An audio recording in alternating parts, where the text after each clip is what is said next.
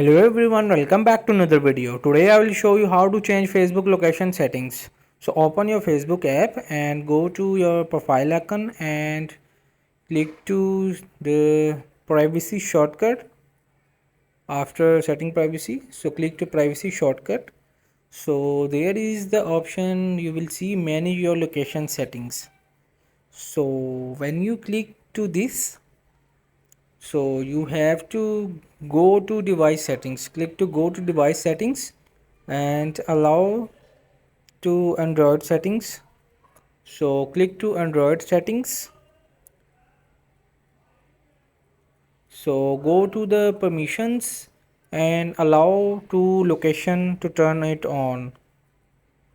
So when you allow the location to turn it on, so you can deny for no location and notify is location. While using the app you will be see location.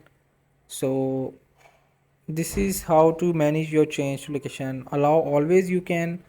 So simply if you want not to share your location on Facebook, so you were select to deny. So this is how to change your Facebook location on Facebook. Hope this video helped you. Please don't forget to like and subscribe.